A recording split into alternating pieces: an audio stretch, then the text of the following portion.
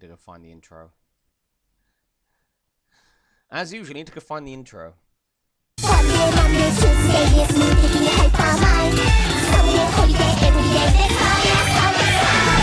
that's not the intro. Hang on a minute. My intro's been hijacked by Marvelous Sunday.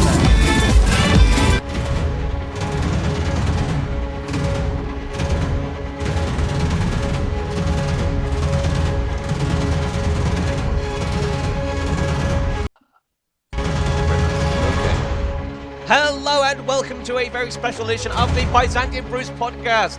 Two amazing things have happened today. It's UK Games Expo, but it's also Marvelous Sunday's birthday! Marvelous!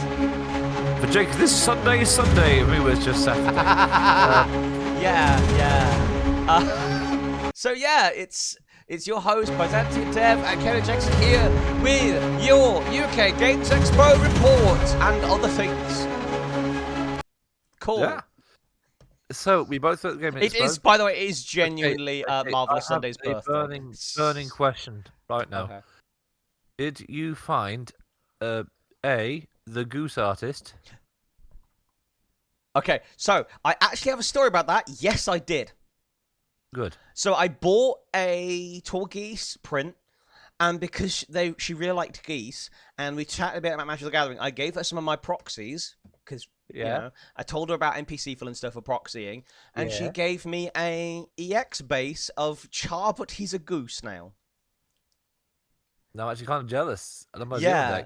Yeah. Well, you know what? That's yours and yours alone. Yee! So that was cool. And did you find the other goose game? I did not, and I'm really disappointed about it. I searched high and low, but the UK Games Expo, it's like a labyrinth. It's like a rabbit warren. Like there's even when I was close to there... like 4 p.m., I was still finding new stuff. Oh yeah, that was me as well. To be fair, I almost won like a free copy of Shug. Okay.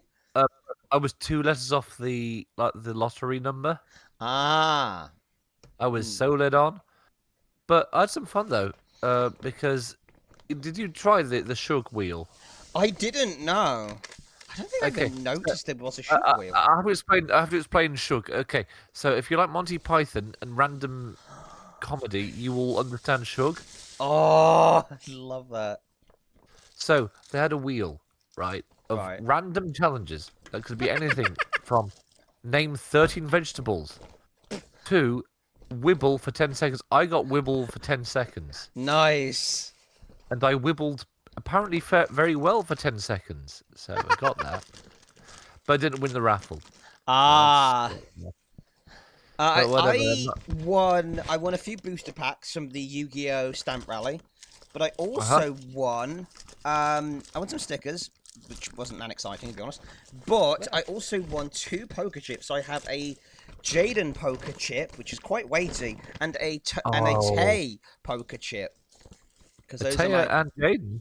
Yeah, you get to pick, but I was like, these are my 2 favorites because I like my elemental heroes, and I like Taya, who is just a lovely woman. You know what? I like that you love your. That's your mainstream and really rare pick for you, Yu-Gi-Oh. Yeah. I just like it. So one is going to be used as the coin, because you can use them basically as coins, because the other side is like the Duel Links logo. So one is going in my possibly my OG style deck or my Lightning deck, and of course Jaden has to go in Elemental Heroes, doesn't he? Well, of course he does. He's the guy. Yeah. So yeah, that's what I won. I also picked up some free stuff. So I've got a whole bunch of battle maps by Tom Kartos, because there were a bunch of free battle maps. So I have 1, 2, 3, 6 free battle maps. 6 free Why did you go for that one? It's just the battle maps by Tom Kartos stall, the big one. I missed that one. Never mind. Yeah. And I picked up what's it called? The other free thing. Oh yeah, I picked up a bunch of colouring in things for Yu-Gi-Oh! So I didn't colour them in. I coloured one in for the Stamp Rally, but I left the rest blank so I could scan them and stuff. So then I can make my own copies. I don't know if you can get them on the Yu-Gi-Oh! Website, and I didn't want to take any chances, so I was like... No, I'm with you there. That's all right. Yeah, so Tell me more about your Saturday experience. Can I just say, this weekend has been a proper rock and roll weekend. Wow. And both days. Okay, so Saturday, right? Let's more the Expo.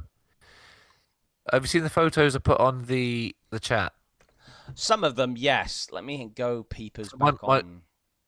When it comes to minis, I've done very well. I bought a Space Dwarf. Nice. And like Space Dwarf, I mean, like, I love this. I love these designers. So I should chat with them briefly.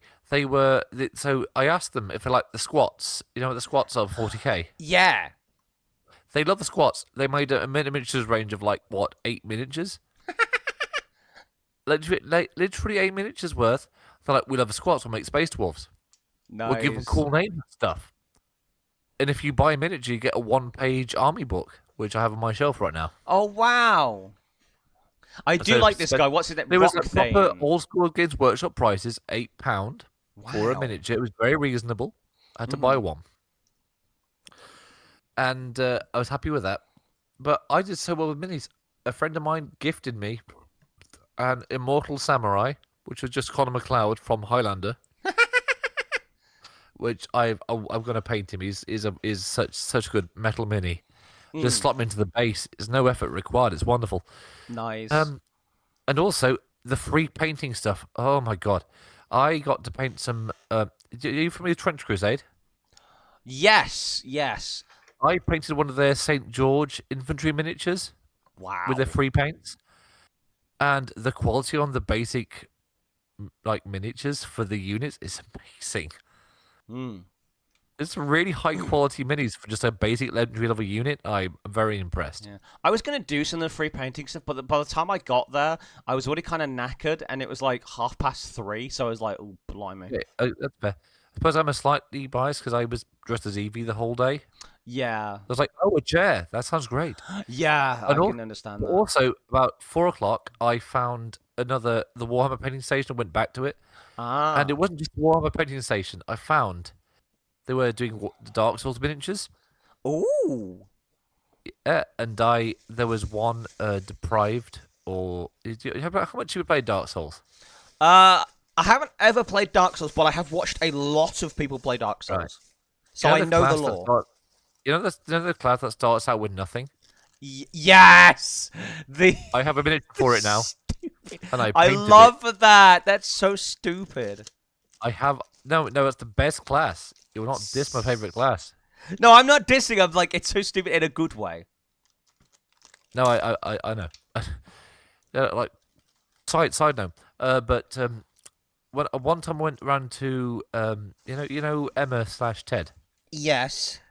Yeah, went around to her place Nottingham one time. On a very high spec PC, which I'm very impressed with. And she doesn't play Dark Souls much, but she has Dark Souls on her PC. Right. I played it for a bit, and it was like a weird case of like I consider myself a fairly average Dark Souls player. Mm. And she was like, "You're pretty all right at Dark Souls." So I take that as a little, very small mark of pride. E-pride, I guess. But Dark Souls 1, I'm good on. The rest were very wobbly. But my To be fair, Dark Souls 2 and 3 are fairly wobbly themselves. So. No, Dark Souls 2 in particular, but it has my favourite bosses and level design, so you can't win. They were figuring it out early. Yeah. I got a couple of books. Well, one was half price, as I looked at it a bit longer. And I chatted very nicely with the owner. I think that was sold it on me, you know. Oh, you know, I like this actually. I spent a whole £7 on a set of 7 dice nice. from one of the dice stores from the £1 dice section. Oh, nice. And I was looking for the most wretched, hideous colours you could possibly find on a dice. And I'm talking like mid-80s, you're playing Magic the Gathering kind of dice. Oh, boy. And I found a proper set, and it was mismatched and perfectly ugly. And I love them. Nice. And they roll pretty badly as well. So I've done all right. I've done all right. Yeah, in terms of dice, I picked up. Sorry, I'm getting miniatures out because I went to the £1 miniatures thing. We'll get to that in a bit. But I picked up some more D4s in red because I needed more for my potion bottles. Very nice. So I managed to get 1, 2, 3, 4, 5, 6 more of those.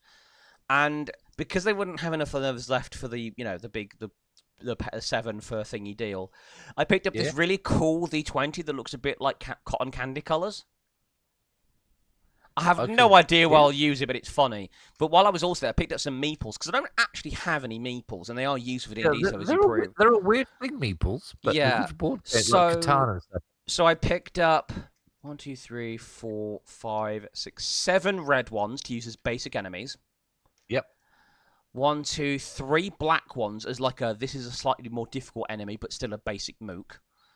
Right. 4 gold ones for up to 4 elites. Yeah, because they're like, elites. Like, how early World of Warcraft had like gold guys for elites. No, but sometimes, sometimes, but I realized that sometimes a boss isn't one guy. Sometimes a boss can just be a group.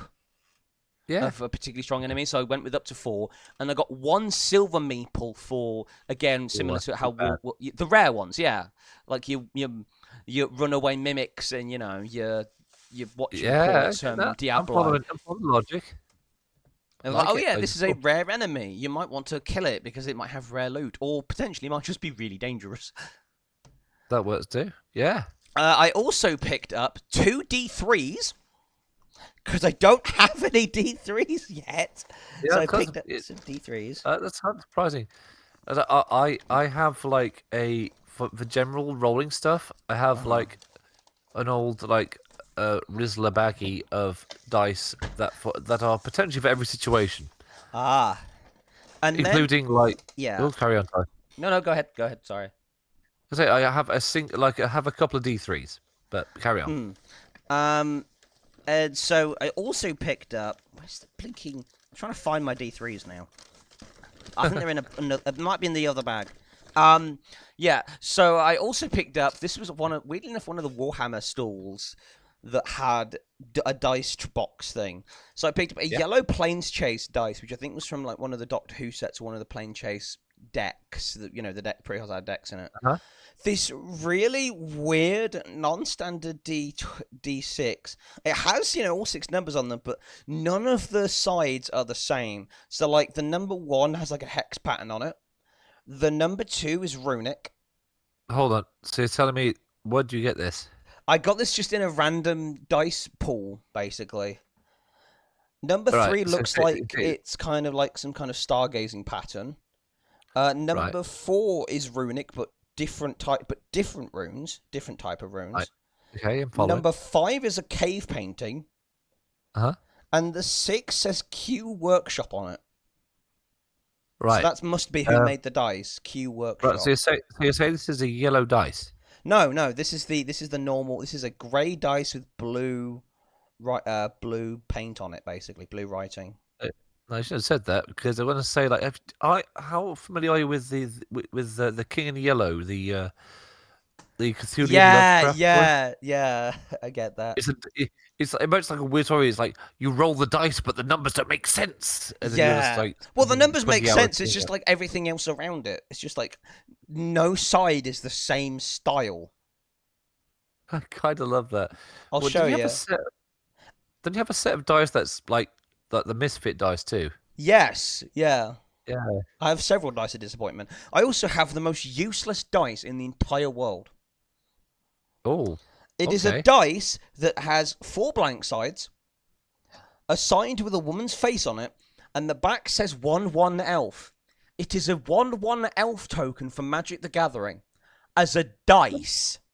When did you pick that up? The same like random pool of dice. This one it was the stuff that had the old hammer stuff. They're like a bucket of dice in the middle, so I picked out some random dice. I love that. You know what it's so stupid. You know what upsets me about that particular stall, from a collector's point of view? Mm-hmm. The Imperial Guard stuff is like dwindling, and it's not being replenished. Aww. Like when I brought my Talons like a year ago, yeah, because we said £75 worth, but they were painted. Mm. And those old metal models have not been replenished, and nothing new's no new stock there. Oh.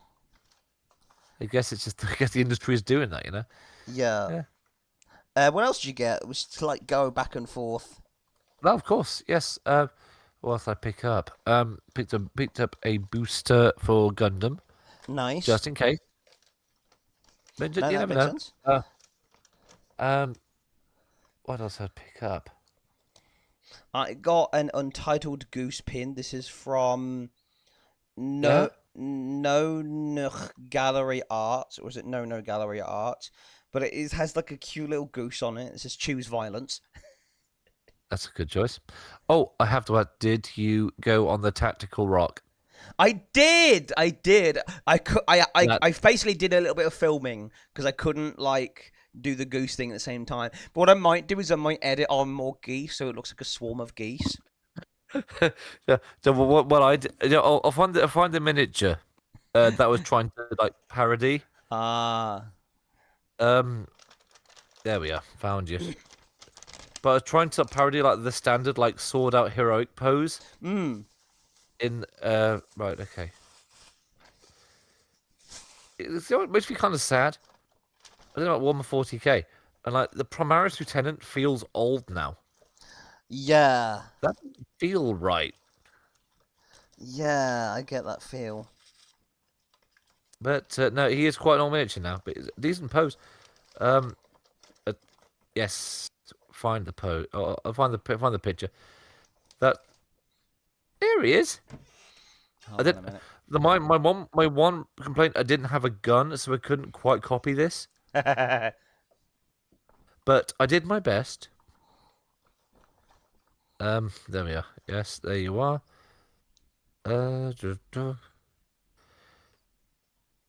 Nope, not homebrews. Pics and Picks vids. Oh, that fucking wheel line is still there. Wheel line is great. I love wheel line. I'm trying to go for this. Oh, yeah. Yeah, I see it. Because it's the most like classic I'm a captain pose, I am slightly more important than the usual blokes here. Yes. But with the helmet choice was Ultramarines or Dark Angel, so naturally I didn't pick Ultramarines. Yeah. Can I just say as well, as someone who's worn a lot of funny headpieces throughout his life. Uh-huh. You are uniquely qualified in this regard. You are right, but a Space Marine shouldn't be able to shoot straight for shit. No, yeah, totally. Well, I suppose they have a HUD, though, don't they?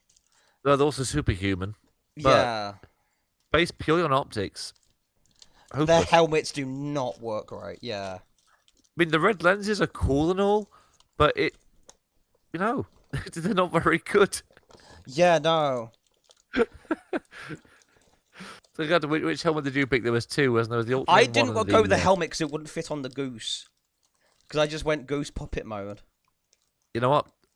I actually respect that you're coming to the bit. We respect our bits are just very Because different. my brain wasn't going like Warhammer 40k, it was going Warhammer Fantasy Swarm of Rats. You know what? I like that. We have the both ends. I want to do the classic, like, I am a captain pose, and you're like, you're you. Yeah.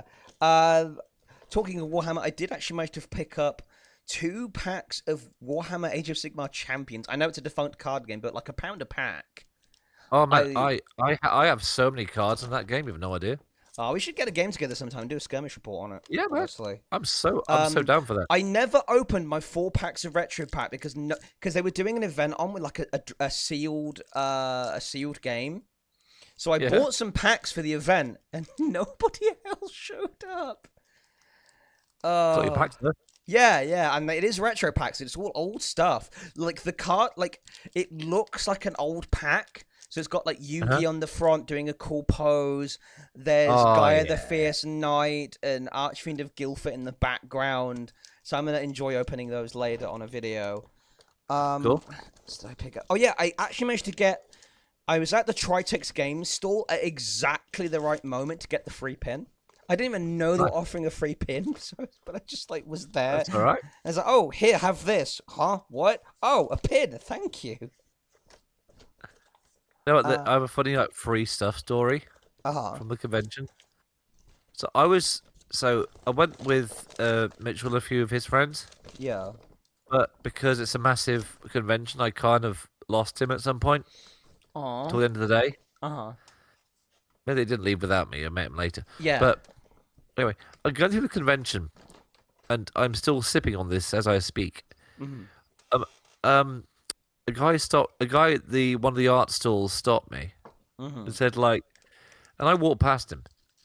He went beyond the stall, tapped me on the shoulder with my EV suit, not the head on, but EV suit on. Yeah. He was like, "Hey, have this. It's an IPA can." So weird. Have a beer on me.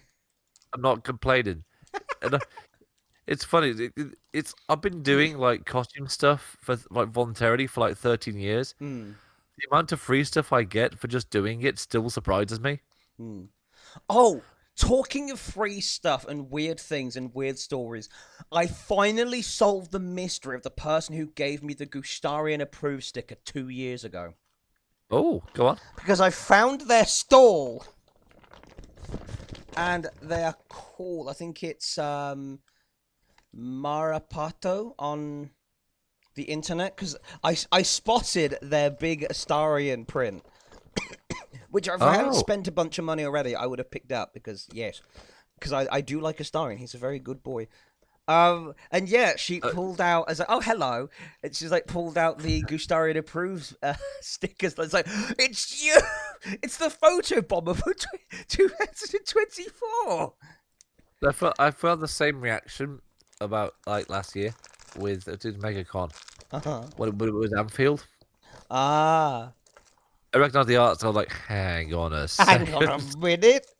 I've seen this before. So actually, I did like very, very briefly bump into John from. He was going there as just as himself from No Rolls Barred. Well, I'm not his PR person, so if you're hearing this, I do apologise. Just wanted to say, well, like, cool that I met you, I guess.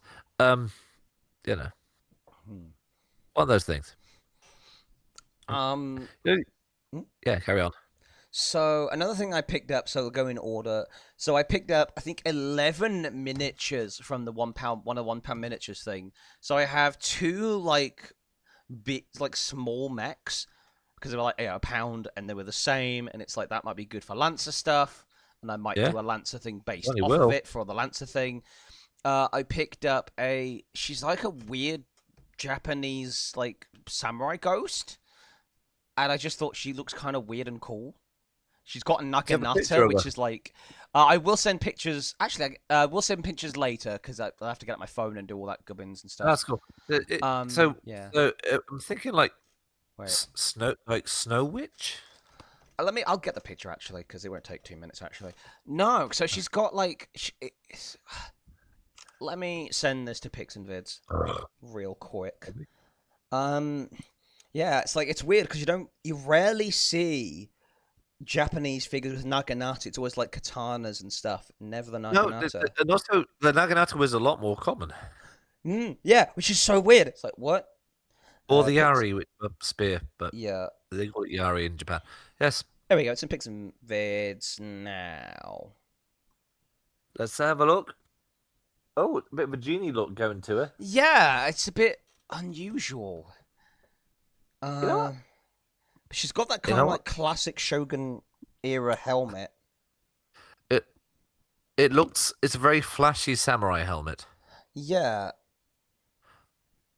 It's something that would not look out of place in Karateur or the Oriental Adventures book. Yes, I don't know where it's from, but she's kind of got for £1. You know what? Carry on. Sorry. I also have like this. I think like a pizza dragon. So he's like a small cobbled dragonborn little guy that's got a pizza. What? Pizza dragon. I haven't like. I have to build. Build it. Yeah, I have to like glue the pizza to his hand. But what's two pieces? That's what's 2 pieces. Yeah. Look at this guy.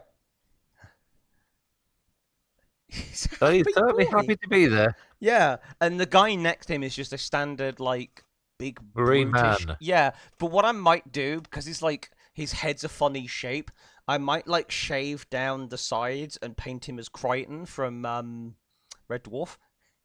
Sirs, I'm not sure I should be wielding this firearm. It's fine. You're not gonna break the Prime Directive, Crichton. Like, they're also robots. You can shoot them.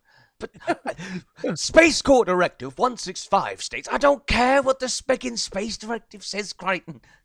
Yeah, I'm glad you brought that up because I didn't meet him personally. But I did walk past like Chris Barry doing like... Nice. Yeah, I thought generally he seemed like a nice guy. Like a down-to-earth kind of guy.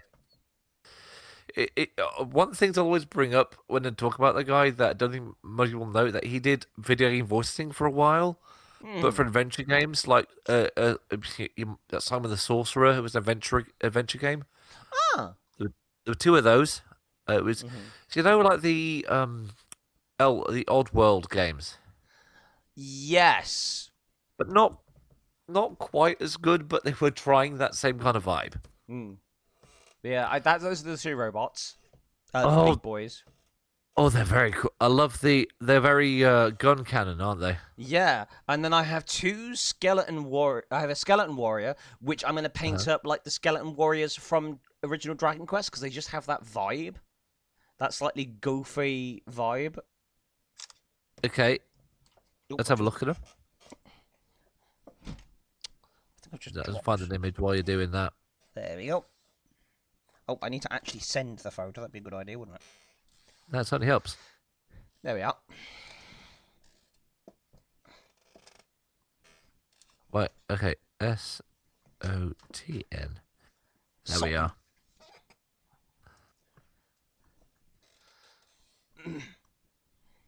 Oh, that's a hashtag. Don't need that one. Lol? Try to find like the actual like sprite for this. Yeah. Another thing I picked up as well was a succubus miniature that's slightly risque, but it was something I've been looking at on eBay for like blooming ages. And to find it for a quid is like... Yeah, you see what I mean? It's like goofy skeleton. It's got the horned helmet and all. Yeah, that's exactly like, that's primo skeleton. There was a stand that was... I played it once before with a friend, with Mitchell actually, bizarrely. Escape from like the Dark Castle. I played that. It's honestly very solid. It's pre-gen characters, but it's a card game. It's pretty solid. And there's a sequel coming out apparently, end of next year. Escape from the Dark Forest. So if you like your like that's I think something to watch out for. And then I've got a smaller robot, which I might use as a Warforged at some point. And this tiny little wolf cub. I don't know what set this wolf cub is from, but he's very, very cute. He's a good pupper. He's a good little pupper. I might get the best angle. There we go. There was also like a slightly Tau-esque looking... I say Tau. It's Tau or Eldar looking like gun rifle lady, like a pin-up style one. But again, I just picked up because it looked weird. I love that weird like 80s kind of weird cover. You know that like weird era of like covers of like we have to put a woman on this, otherwise we'll look like complete nerds. You gotta make it clear with like the boobs. Yeah, but then there's just this. I'll actually put both of them in shot so you can. You know, actually, I see this miniature. I see you, Bell. Yeah. You know, there's a painting challenge for you. You Bell. You know, actually, see, the problem is with you Bell is I'd have to shave one of the tits off because they're weirdly androgynous like that. True, but also the left one of this lot, I thought my brain just went, "Oh, this is just something out of the Eye of Argon." It was Carthena. It's Carthena. She has saggy nipples, but the breasts are fine. Yeah. Yeah, I picked up those. Okay, so having not seeing the name of this miniature at all, I'm gonna hazard a guess. Alien Space Princess. I have no idea. It just says 2018 RMP made in China, so I have no idea. It looks about right though. Yeah. I'd show you the back, but there is literally an arse crease. If you want some funny, if you want some funny stuff, you know what? Alternative Armies, which I brought up a few times, they used to have a tab just called the Torture Dungeon. Oh. It was just it was for like the dark age of like people trying to design miniatures for females, and it was just like, no, we don't know how. Don't know how to make women properly. Women, we don't understand those. And then the other set of miniatures I bought is a bit more expensive, but a lot more innocent. Yeah. It's the Goose Adventure pack from the Pocket Workshop. This does not surprise me at all. So there's Honkdini and Co. So there's Honkdini and Co. to Honk Too Furious. And so I will try and paint them as accurately as possible. But they are my lovely... Ooh, hello. They were designed by Mr. Bug, apparently. We've got geese in a trench coat. Hang on, let me get them out of the packaging so I can get a better picture. So I've got geese in a trench coat. So there's like packing, not peanuts, but they're like packing shredded cardboard in here. Packing geese. There's just more geese in the packing thing. We got the bard, who complete with upside down musical notes, because of course. We've got the Robin Hood looking one with his actual sword in his beak, obviously. We have the wizard. Yep. And we've got the knight. Yeah, it's like a honk knight. But apparently they're also bringing out another set on Kickstarter, hopefully, including a goose druid, which I might wind up having to pick up because I feel like out of all of the classes, druid probably makes the most sense for a goose because a druid would absolutely awaken a goose and just be like, you're part of the druid circle now. Like, can I commit violence? It's like, okay, I guess. Or just give a goose like sapience and just let it do it once. Just let it do it once, yeah. I can prefer that version, honestly. But yeah. Druid prank. Druid prank gone wild. But to be fair, that's more of a wizard prank. No, that's more a druid prank. I'm going to give you sapience and just give you no direction. you squirrel, you badger, have fun. You can read now. Deal with that. Deal with the scaredness of that. But yeah, so that's the Pocket Workshop stuff. So like, pretty happy about that.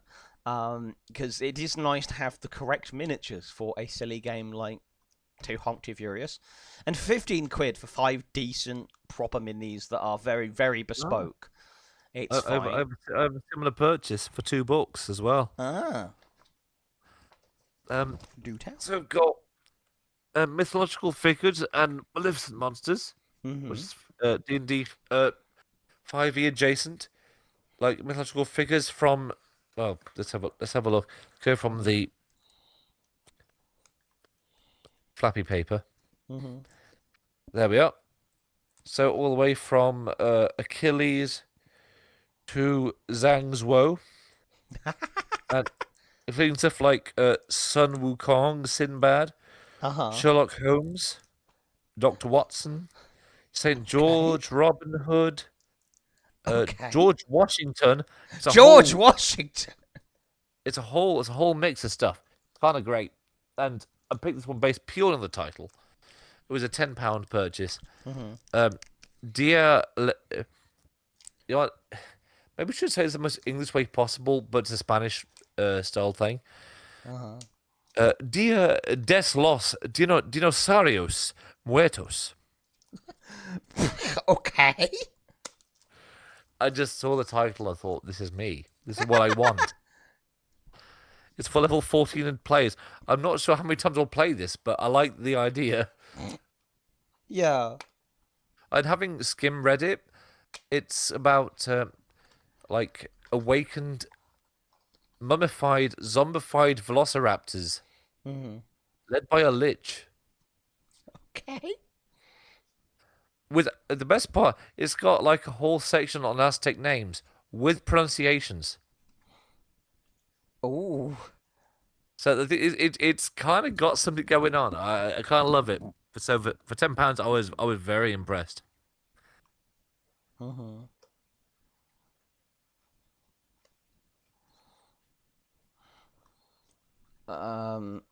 So I am still here. I'm just listening. Honestly, this is so stupid. We've seen a lot. We've seen a lot, and that's just our days. Yeah. Here's something for you. I'm going to ask you a question. Oh, okay. Okay. In which country can you find the town of Big Beaver? Is it 1, Canada, 2, United States of America, 3, Australia, or 4, all fake as feck? As in none of the above. Big Beaver. 3. Australia. No, it was Canada. And that was so obvious that I kind of here's an English one. Here's an English one. Okay. Right. Where can you find the village of Wetwang? Is it East Yorkshire, West Yorkshire, or Shropshire? Wetwang. Wetwang. East Yorkshire is the correct answer. What I have here is a game called Where the Feck Is That? I might have seen that one. I saw it and I had to buy it immediately because me and my mum do this thing all the time where we find just the stupidest fucking place names. It's just like, hey, buddy. Oh, do you know about Shitterton? Yes. Do you know about Lost? Real town, like on the border between England and Scotland. Where is it? No one knows. Lost. No, it is Lost. There's also a Cockermouth. I think it's down about south. Cockermouth. There is, of course, classic Minge Lane. But yeah, I bought the Taste Edition for like 10 quid. It also came with a pin, which I might give to my mother because she loves stupid shit like this. Yeah, the board game I found actually that I'll pick up like next month perhaps for 20 quid. It's like if you love your music, it's a great game. It's a timeline game. Oh, I saw that being demoed, but again, it was like too late for me to like really commit to anything. I played it. I had a free go at that. It was hilarious. Nice. It was quite good. The 80s stuff, unlike the 15 years ago stuff. Mm-hmm. But there's a bit of a gap in the middle. But hey, well, that's how it goes. Although I did get a free sample of like Match That Beat cards, which is basically what's it? What was that old? Very old game now. Card Against Humanity. There we are. But for music, so we got a booster pack of that. I spanned the wheel and got lucky enough. So many wheels that weekend. Oh my lord! I think what was it? I think I saw a game that I almost picked up again. It was like I'd already bought Where the Feck Is That, and I was like, I don't want to buy too many board game things too quickly. I think it's called like Probably Illegal. I think is what it's called. Oh, that's a good name. Basically, it's like, there's a scenario, and it's like, let me see if I can find it on here, because Probably Illegal game. Wow. Yes, it's called Probably Illegal. The world's most dangerous card game. Fake crimes, backstab friends. And pitch, but grab a scenario, pick up your skill and object cards, and pitch your best or worst plan to the judge in 30 seconds. If your story doesn't land, there's always the backstab card, so your friends can't win either. Walk away with the best base game. The big black deck, because of course these games have a big black deck. Full Anarchy bundle. There's also bags of white stuff. The white stuff bag is like basically like a. Is it a baggie of white stuff? No, well, kind of. So it's like a Ziploc big bag that you can store your cards in, but it has like an inner Oh, thing, I so it love it. looks like a big bag of Coke. This is a game I want to play. Yeah, I will copy across the link for you that I found on the UK Games Expo website. I will put that in gaming because this is technically a game. Yeah. I want to play this. I love pitching games.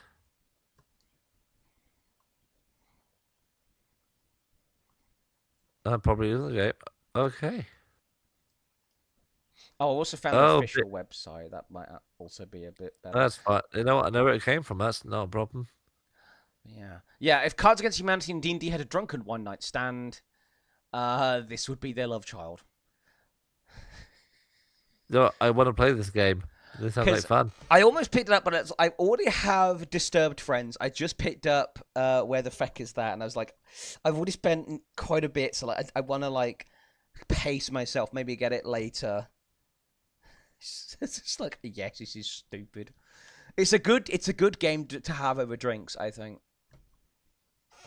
Well, there might be more time next few months. Yeah. Yeah. Um. Yeah. I think.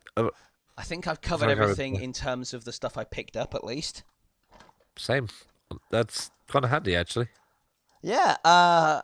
Another news on UK Games Expo stuff. I did, of course, pick up the brochure because, yes, I like getting the book because it usually has a lot of interesting bits in it. Yeah, I picked up for the map because I knew it was a ball like navigate. Yes.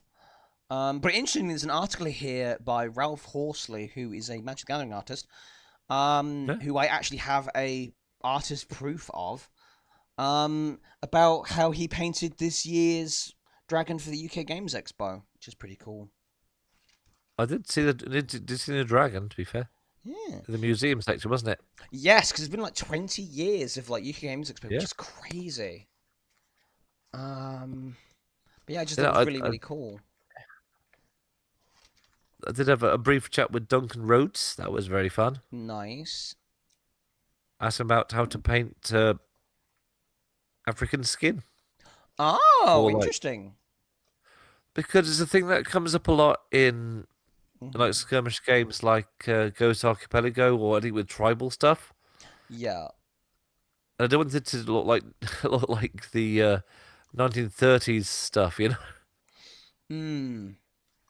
There's a lot of paints for European like skin colors, but not necessarily for darker skin tones.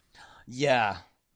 So it's a burning question I have for a lot of like painter artists. I'd love to throw that at them. Yeah, I can imagine. Yeah. Oh yeah. So someone asked me to take a selfie with them because of the whole Wally thing, but also the ghost. They were the people that had the banana duck on their stand. It's like, duck and goose friends, no, duck and goose enemies. You know, Jake, the problem was you should have denied you were the goose. You were there was no Wally. I wouldn't find you. I had quite a few people be like, found you. Weirdly enough, after the expo, someone sat next to me in the main, like, you know, the atrium area outside, like the rest area. I think it's only because there was a seat available. And it's like, oh, found you. It's like, oh, and it's like, I had to like, be like, oh yeah, right. As oh right, yes. And we chatted for a bit. Weird. I've never been like extroverted before, but my brain was just like chatted with this lady because it was like, oh, explaining like, yeah, because my brain is short circuited a bit. So when someone says I found you, it's like, oh, do we know each other? And then I'm like, oh right, the outfit, yeah. She was like, oh, that's really funny. Oh, I can relate to that one. But she's gonna have a nice expo as well. But yes, it's weird. I was just like walked away from that interaction. I was like, how the heck did I manage that? I made like slightly more than small talk with some random person that approached me. If you sit at the painting tables, you get some good insight. Yeah. But yeah, it's like I've had a really good expo. I guess we can start moving on to our next sections, unless you have anything else to say. I do actually. Oh, go ahead. This is just an offshoot. This is just my today. So in Sutton. This is important to Sutton Coldfield, nobody else.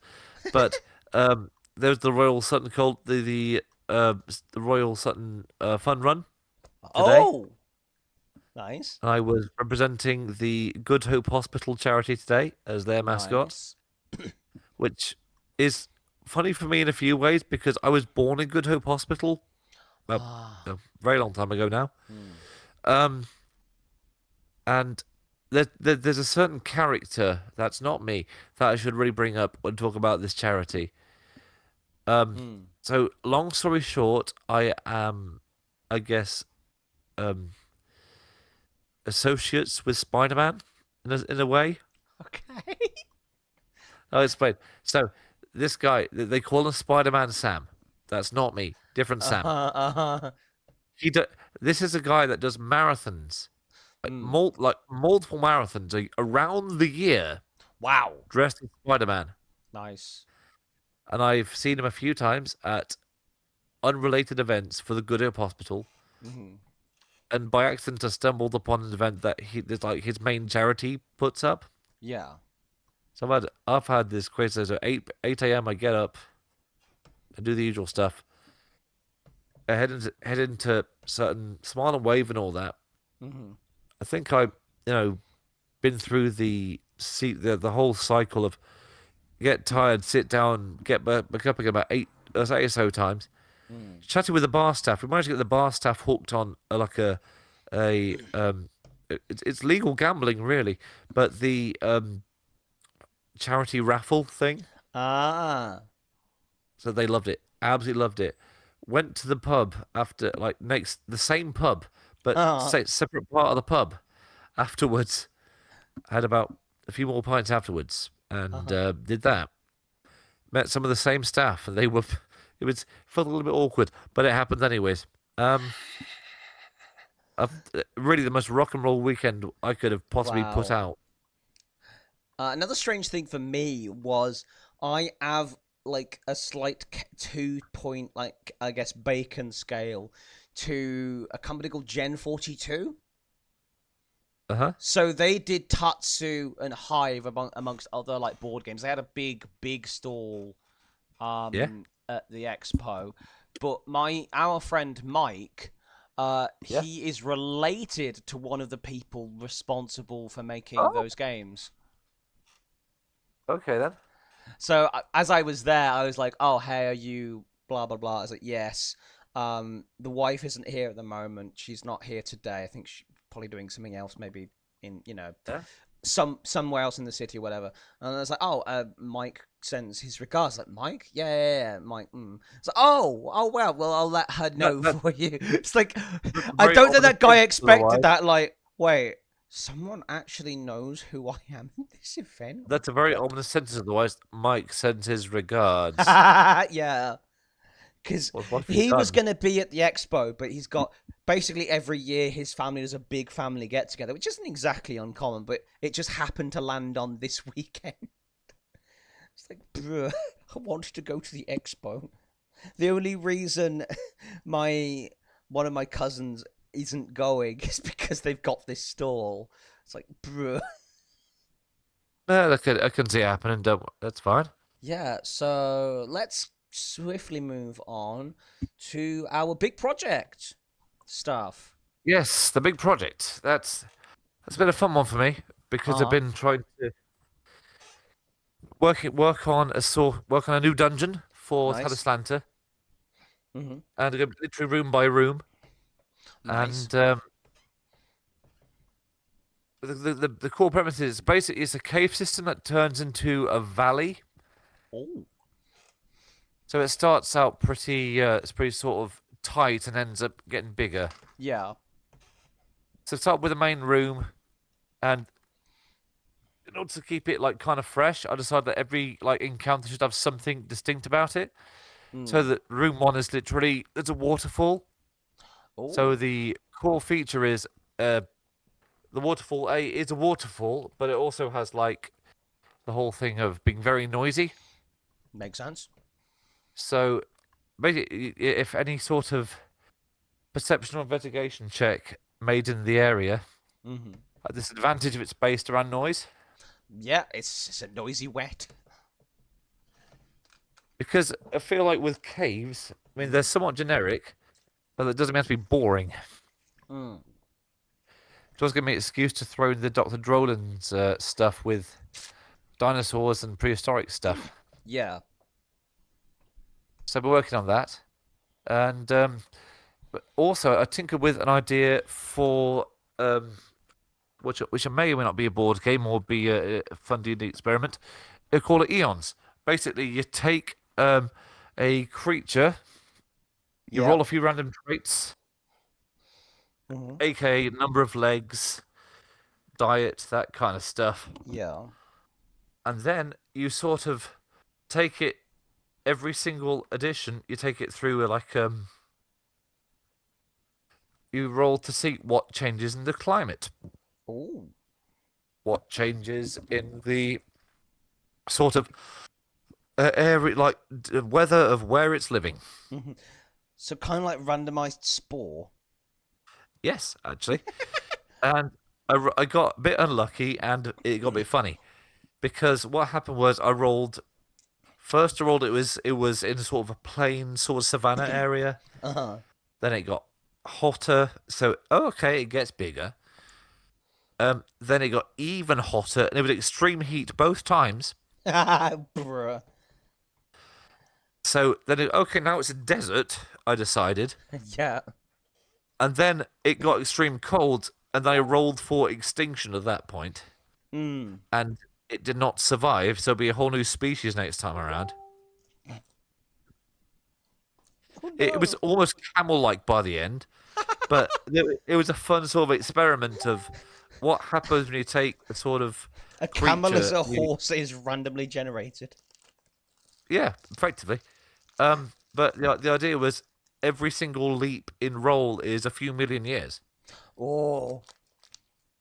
Like actual biology, like evolution is not very quick, if I'm honest. Yeah. That's how you roll it in a non-scientific fantasy way while making it feel natural. Hmm. So I'm going to keep up with that. Nice. Maybe run it again. Although at this point we're going to an ice age and it's a herbivore, so I'm not sure what that's going to look like, but that's what I know it's going to look like. Oh, it's going to have to adapt to like ice fish or something for berries. I need to stop rolling extreme weather. I just rolled extreme weather. To be fair, that is like early Earth in a nutshell. It's really hot. It's really cold. It's really hot again. It's really cold again. Everything's It's quite dead apart from hot. 10% of the species. Okay. Yeah. Now it's quite cold. Now it's kind of evening out a bit. Oh, and now there's monkeys. There's little monkey fellas everywhere. What are they doing? There's little monkey fellas are making tools. Yeah, the thing is, like, a lot of the time, like, the size is dictated by, like, the temperature as well. Hmm. So it's been a fun trip, actually, to figure it out. Another thing that's going to be interesting with that is how you look at later roles, and it's like, okay, mankind has started to exist, and now this animal has to evolve around that. Do they become domesticated? Or do they become feral, and thus kind of like pigeons are? Do they adapt in that way, or like rats, etc.? I don't want to see humanoid pigeons. They'd be no. Pigeon folk. Natural murder hobos. That's humanoid pigeons. You know what I mean? You see what they're like with their birds. I don't want to see them evolve, all right? Oh boy. So I would give pigeons. Yeah. Sorry, carry on. No, carry on. You give pigeons I words. was gonna say, if I was to stat block a pigeon, it's totally got poison resistance. Yeah. Just immune to the disease status effect somehow. Yeah, did not care. So what I've been working on this week is, much like yourself, trying to make caves more interesting. I'm trying to make sewers more interesting this week, and possibly next few. So I haven't designed a sewer yet, but I think I might design a basic sewer system. We've got a trio of different rats for Ravnica, because again, the sewers are kind of an area of Ravnica in the book that's just completely underpopulated. So I've remedied that. We have drainpipe vermin, which is basically they're slightly stronger than usual rats. So this is CL 1/8. It has basically the same stuff as a rat, but it has a death burst ability. On death, the nearest enemy spellcaster must make a wisdom save of DC 16. On a failed save, drain a spell slot of a random level. Oh. The fuck are you, rat? Because they are Magic slightly rat. filled Surprise with... magic rat. Yeah, because they kind of have like a little bit of innate black mana in them. And so I kind of looked at the idea of, okay, forcing opponent to discard a card is a bit like getting rid of one of their spell slots. Huh?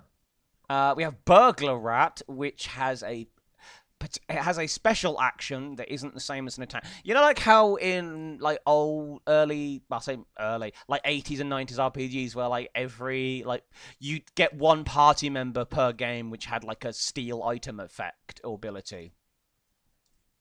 That's what this guy has. It's a contested sleight of hand versus target dexterity saving throw. On a success, steal an item from the target. If it is consumable, you may use it. That could be anything from a ration to a literal potion of healing. The rat does not care. It is an asshole. Okay. They are trained by the Ordzov to collect tithes from unsuspecting folk. They were released en masse into Ravnica's sewer system and often find treasure amongst the trash flushed away. And then we have something slightly bigger, which is a gutter skulk, which is actually an undead rat. So it's a CR quarter, because it's a bit beefier. It has regeneration, like zombies do. Well, like some zombies do. So it heals 1d4 at the top of each round as to take a fire damage, and its bite is slightly better than a regular rat. Yeah, it's just a basic corpse rat. Just as a slightly better enemy for, like, early level encounters. Because, you know, like, that's like the classic, isn't it? Like, level 1 encounters, like rats. So I decided, how do I make rats more interesting? Well, let's go to the Magic the Gathering card pool and find out. You know, there is something I could offer if you want to look up a few old movies. Uh-huh. There's the Graveyard Shift. Like a Stephen King short story, which has the whole thing of not just rats, actual giant rats. Oh, like rats are kind of misunderstood. They are very deadly when they're big enough, and the sewers they get really weird. Yeah. Or look up like Victorian sewers. Get some fun with that. Well, one thing I want to do is some zombie crocodiles, because there's a few different versions of zombie crocodiles from Ravnica, and those are like definitely more dangerous enemies. And I guess like some shady ne'er-do-wells maybe would live in the sewers, like vagrants and stuff. I suppose if you're gonna have like a sewer system, it's not a regular water system, in that you can't just casually walk around it. Probably toxic. Probably, yeah. It's water, but it's not water. You know? Yeah, it's like this is like literal sewage. Because it's a massive city, so yeah, it would be like really bad sewage. Everything's still water. Yeah. That kind of brain-eating parasite. It could be, could not, but are you chancing that? Yeah. Let's not chance the brain-eating amoeba that currently has no known cure and will eat your brain in like 30 minutes. Yep. Without the smell as well, like you can mess perception as well, investigation. Yes, yeah. Anything smell-based is it's a disadvantage immediately because it smells like a sewer. And as well, because like the different guilds have like different personalities, like different parts of the sewers might be different. So I might like design a really big sewer system of like, you know, like how like in Oblivion there was a massive sewage system for the Imperial City, and like this one section had like a whole coven of vampires, and another bit had a bunch of crabs, including a massive crab. One section was overrun by bandits. One section had the Mythic Dawn in it, that kind of thing. Yeah, it's like that, but with like different guilds. So like, is it part of the sewers? The water's probably bloody electrified or something. I'll be honest. Ever an experiment. I'll be honest. If you have cultists in your sewer system, there's been an error in civil planning. Yeah. Bit of a misstep. I feel like the probably the safer parts of the sewers are probably the Boros and Orzhov part, not Orzhov, the Boros and the Azorius parts of the sewers, because they're like, they are the Boros would actively probably like try and purge their sewer systems or anything dangerous, and the Orzhov would just like bureaucracy it to oblivion and just don't care, or will just arrest anyone. Yeah, or they'll just arrest anyone. And then the worst bit's probably like Simic, because they'll just have like weird mutagenic waste being bumped into the sewage system. Oh yeah, you have like actual mutant rats there. Yeah, and like other weird things. And then there's the whole Golgari stuff, because the Golgari are like scavengers and recyclers. So if you go anywhere near their areas, they'll be like, piss off. This is our turf, asshole. We don't take kindly to your type in these parts. So yeah, some sections of the sewers will be more dangerous than others. You're doing more for the Ravnica setting than with the Gozeb. Yeah, I'm actually doing world building. Imagine that. I guess the Selesnya section of the sewers is probably not safe either, because they'll like mollycoddle any like animal stuff in there. So it's probably infested with fuck knows what. Why are there okapi in? Why are there like weird okapi in the sewers? Why are there boars in the sewers? You don't to be find them in the sewers. It's like, oh, given don't worry. We know they exist. Yeah, and, yeah. African plains-dwelling animals. Yeah. Although they do exist in Ravnica, which is a little bit weird. They just have like the Dimir stuff. Probably the sewer system there links into their deeper territory, as is actually canon as the cards. So you don't really want to go to the Dimir part of the. Not that you'd know whether most people would know where the Dimir part of the sewer system is, but you probably don't want to go there because you'll just get assassinated for learning too much. Except for automated trap and all. Yeah. You just wander into the wrong part of the sewers. That's weird. Why is there an entire guild hall here? Stabbed in back. Once entire guild is keeping everybody out of its business. Yeah, well, yeah, because they're like spies and stuff, so it's like secrecy is like the whole thing. The whole thing with like Dimir is that to the rest of the guilds, not many really know that they actually exist. Like on paper, we know they exist, but like in actuality, I like that there's a setting where the secretive like spy guild is actually hidden from public knowledge. Yeah, yeah. That's how it should be.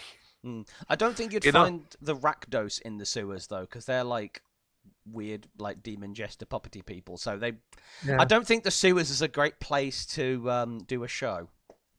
Sewer rave. Yeah, sewer rave. What? Why is there bass? Why is there drum and bass music coming from this general direction? Have you seen the music video for what's it called? God, what is it? There's like an old school. So I'm gonna send it out to space. To what? Oh God, I'll find it. I'll find it. There's an old school video for like 90s raver stuff. Nice. And half of it is shot in like a sewer pipe, and I can't get that in my head. That's so good though. That's so stupid. And then of course there's the Gruul, which don't even have sewers. They are like out in the sticks and would probably try and destroy any sewage systems to get built up their way. Oh yeah, the fire started the Prodigy. There we are. Oh, you seen that video? That's basically like a sewer pipe or something. No, but now I need to see this at some point. The best part is if you watch it without the music, it looks demented. There's a dude freaking out like a sewer tunnel.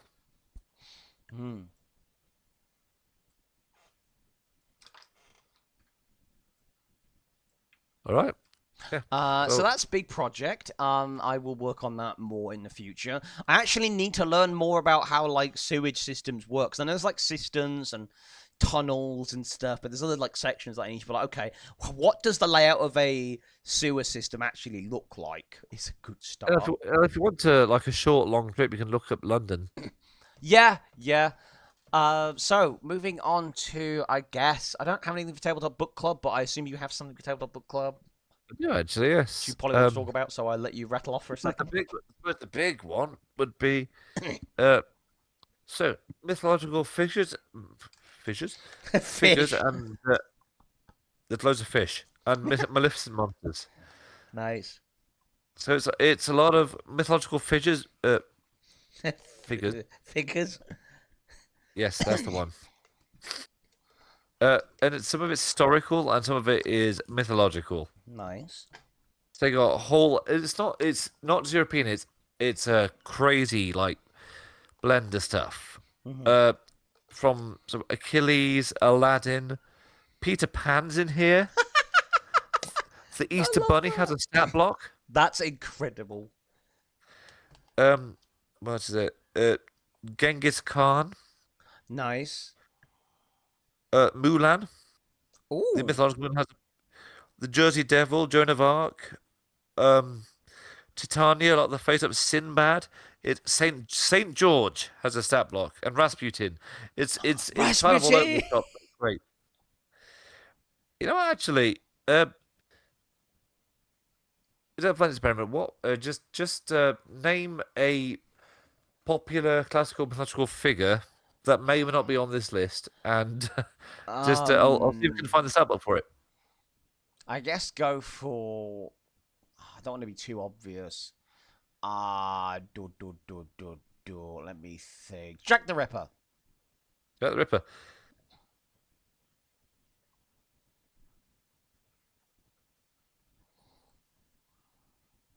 Jack the Ripper. Why is he not in here? Have I managed Pretty to bad. find the one? Bruh. He's not in here. What's your second guess? Robin Hood.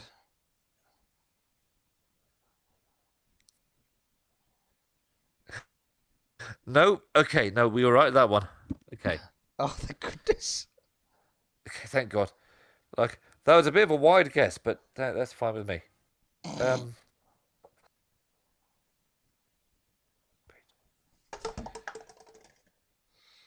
Oh my goodness. There we go. Keep going. Yep. Yep. So.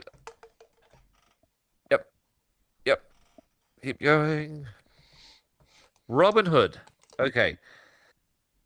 So it's been redone with like the whole like 2024 background. So appropriately he's a folk hero. Mm-hmm. I mean, why would he not be? Yeah, makes sense. So he's actually got player levels. Rogue. So it's thief, rogue. 5 levels of that. 7 levels of fighter sharpshooter. Whoa. Okay. So what can he do that's particularly interesting? He ignores half. Okay, this is bonkers. He ignores half cover and 3/4 cover when making a ranged weapon attack. Oh, because he's just that much Also, of a good no shot. disadvantage on ranged weapon attacks at long range. The man can just shoot really, really well. Bro is just a sniper, apparently. Yep, that's Robin Hood for you. Wow. I quite like it because it's got some of the obvious stuff, but it's got some of the really like off the cuff stuff you probably won't know about. Like I've heard of this on Wikipedia article, but stuff like the where is it? The Groot slang, which I don't think you'll know about, probably. No. It's a creature from African mythology, Ah. and it's one of those monsters that sounds like ridiculous on paper, Mm-hmm. but if it was real, it would be pretty terrifying. Ooh. So it's a primordial serpent Uh-huh. with the head of an elephant. Ooh, what the I know it's bonkers, absolutely bonkers. It's got the constricted swallow stuff, Mm-hmm. the gore attacks. It also cannot be aged to death. That's a weird, like, that's a fun thing. Yeah. Like some of them just can't be aged to death because it's like immortal concepts, I guess. Yeah. I really want to know. I don't think it'll be on there. Tsuchinoko. Tsuchinoko. Yeah, because that's like a Japanese cryptid. Because Japan has its own cryptids. I don't disbelieve you. Let's see if this book has taken them into account. I don't think it does, though. The best could do with Santa Claus. Ah, they don't have my fat snake in there. Do you want to? Let's have a look. Do you want? You know what? Actually, kind of. I want to know how powerful Santa Claus is. Because Cthulhu's in here too, but Santa Claus is far funnier. Oh! I have to ask. You know, the Christian has to ask: is Jesus in this book? Does Jesus get a stat block? If Santa gets a stat block, Jesus, can you imagine? I don't think he does the funniest bit. Ah. Okay, let's have a looky. Let's have a look.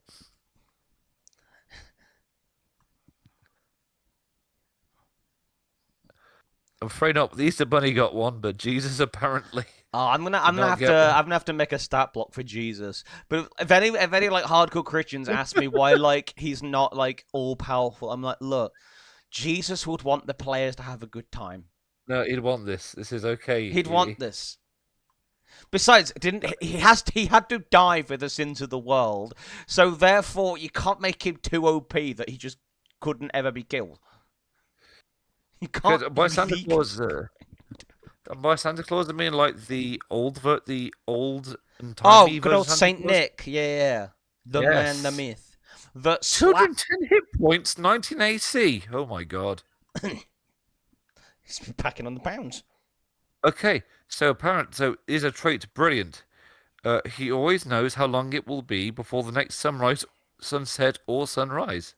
So kind of like Keen Mind. Yes, he can perfectly remember anything he's experienced within the last 31 days. Yep, that's Keen Mind, all right. Okay. People rag on Keen Mind as a trait ability, but it is so good. Knowing North is useful. So he can concentrate 2 spells at a time.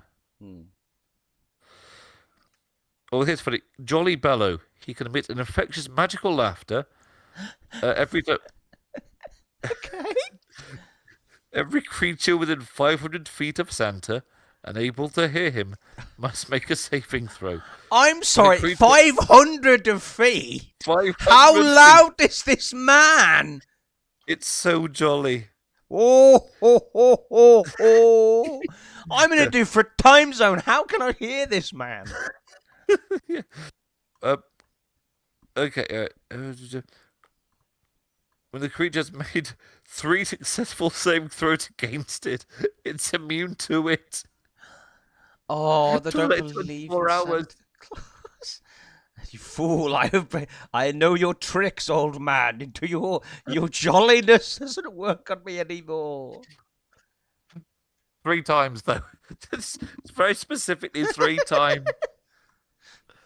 Wait. Okay, no, there's more. There's effects for each bellow. What? The first bellow. Each creature that fails a DC 23 charisma saving throw becomes indifferent about creatures that it's hostile towards. the whole piece. If it fails, again, DC 23. If it fails a wisdom saving throw, it falls prone, becomes incapacitated, and unable to stand up for 1 minute.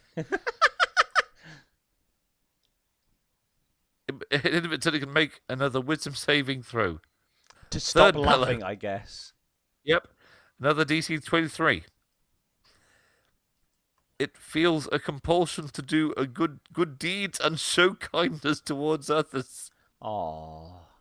And the Grinch's heart grew 3 sizes that night. The Grinch died and then from having his... then he died.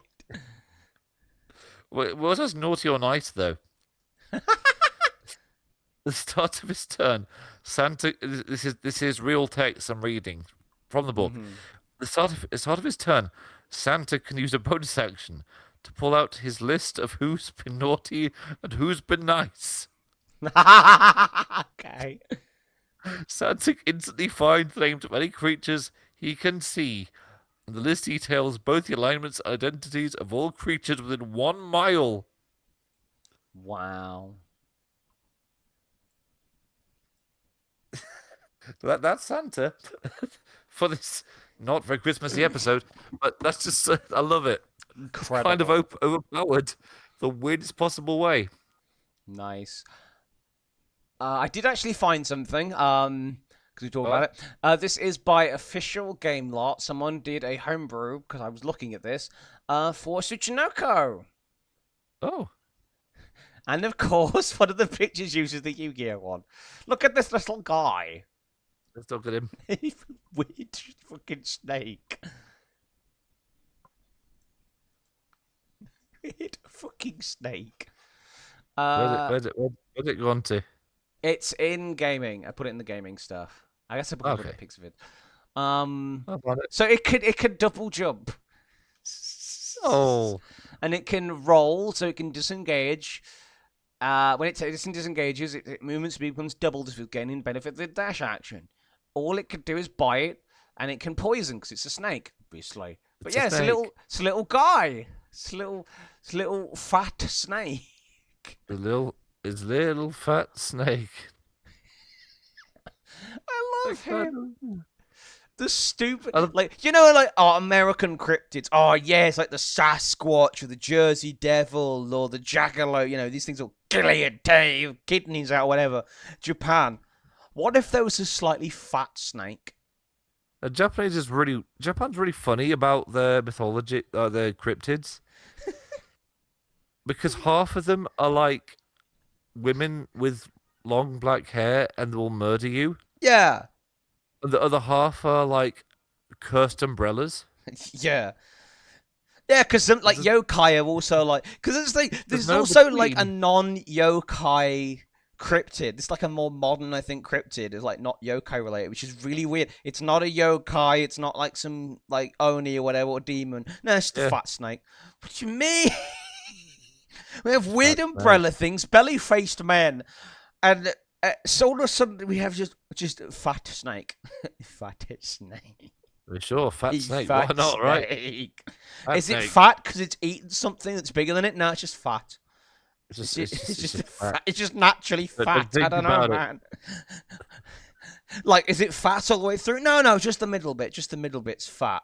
What do you mean, just the middle bit's fat? Very selectively fat. Why is it like this? Oh my goodness. That's so wacky. That does remind me of like something really like uber specific. Like I remember when it must have been like, it wasn't even 10. It's been like 8 years old at the time. Wow. It was in France. I went to see some like reptile park or something. Mm-hmm. And I actually saw like a rattlesnake eat a rat. Whoa. Right. And the thing that did something to my brain afterwards, it was like, from then on, I was not shocked by what nature could do to something. I was like, yeah, nature will just do that. Yeah. Why are you weirded out by this? Talking about modern cryptids, this feels like a modern cryptid situation. I have never, ever seen it since, but this must have been in, I want to say 2003. So when I was 5, I went to Spain, right? And in one of like the small like shops or arcadey things or whatever, in my way through Spain, I saw an arcade football game. Very normal for this this era. Yeah. But the ball mascot for that arcade game was so cursed. The image of it is burned into my memory. Arcade football man. I don't know if I'll ever be able to find him ever again. But it was so weird. All right. So I have a brain for mascots. So was it a football with person limbs or yeah, football with like I guess like slightly more rubber hose person limbs, but yes. What year was this? So 2000 it was 2003. Okay. And it was one of those football games where you kick the ball. Like the arcade game, you actually kick the ball. Oh right. Okay. So not the full mascot, the ball itself. Yeah. Well, no. The mascot. I'm just describing the game to make it a bit, to narrow it down a bit, because I know there's a lot of arcade machines that don't use the ball system. But this one had a ball, and there was the screen had a really weird. With the tether. What? Yeah. It's tetherball machine. Okay. Fair. Okay. And I have never seen that guy since ever. But the image of it's vaguely burned into my memory. But for the life of me, searching for it on the internet, I have no idea, how to find out more about this whole thing, because it is just so weird. Yeah, I think you'll find it purely because before we remembered what Eyewitness was.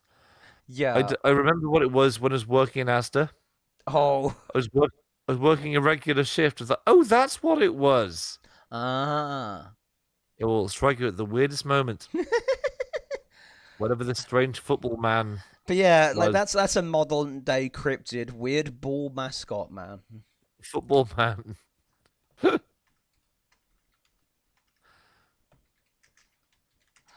Soccer ball man. No, I don't want videos of soccer ball man.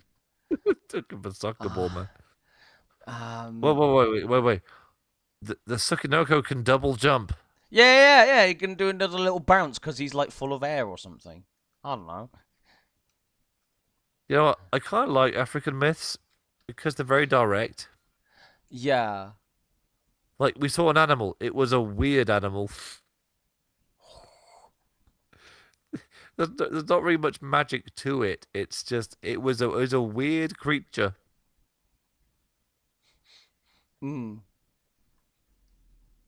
That's kind of refreshing in a way. It's gonna bother me this is gonna bother me for the rest of my life until I go to the afterlife. I'm never gonna know what that creepy soccer ball mascot thing was. It turns out it was an angel. So that hallucinated the entire machine. Well, the lesser known angels, it wasn't the Bible much, but it was there. It balls upon balls. What do you mean balls upon balls? It's just a ball, man. If you think about him too much, you will never see him. Oh, yeah, probably. Yeah, I'll have to accidentally encounter him at some point.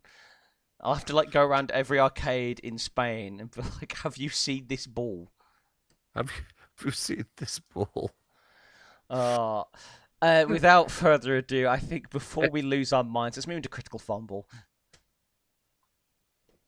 Yeah, that's a great idea. So what would it be in my end? I have so much options. I suppose the one that really sticks in my mind is the backlash to the new Backrooms movie. Oh, people are complaining there's too much walking in the Backrooms movie. What? Not to what I expected, but okay, sure. Yeah, you know the whole idea where walking is sort of the main idea. Yeah. There's too much of that. Cut that out. God, they would hate Lord of the Rings. Yeah, they would. They absolutely would. Imagine if J.R.R. Tolkien's family, whatever, decides okay, we're gonna come out with extended edition of the Lord of the Rings movies, all three of them. Okay, what are you adding? Walking, more walking. There wasn't enough walking. Our father would have wanted this. Just add more walking. We need more scenes of walking. How can you complain about a movie about walking in liminal spaces that there is too much walking? Yeah. That's the plot! Yeah, it says it's one that's walked through a lot of liminal spaces on digital spaces. Yeah, I kind of get it. See, I'm also torn on it though, because I wonder how much like entertainment you can get out of a Backrooms movie. Mm-hmm. Because the whole gimmick is you'd never fully understand it. Yeah. So, at what point, as a writer, do you look at it and go, well, so where do you sort of cut the movie? Yeah, because like the Because Backrooms is at a certain infinite. point, I can see the appeal. Like, did you ever play or watch any of the games based on the idea? A little bit. See, some of the games do a really good job of like making the other levels feel distinct. Hmm. So those could be really interesting, like movie ideas. Hmm. But I feel like the basic like musty yellow room stuff only has so much Yeah. airtime before people go, I don't get it. To be fair, I think one thing I played worked really well for that was weirdly enough one of the Minecraft Backrooms mods. So you Oh, could do things like scrape off the wallpaper, brush the floor, etc., and huh? start building machines and stuff. And that's what I feel like, if you just had just level 1, that's what you could do for a movie of like society building itself somehow from the scraps that you could get from the carpet, or bits of Yeah, other wanderers and stuff. yeah, yeah. That pretty much answers it. Yeah. All right. I feel like for the movie though, I guess like you'd go with like, okay, introduce the Meg, the Meg forces, introduce some Yeah. sort of central villain. There's loads of different villains you could go for in the back rooms.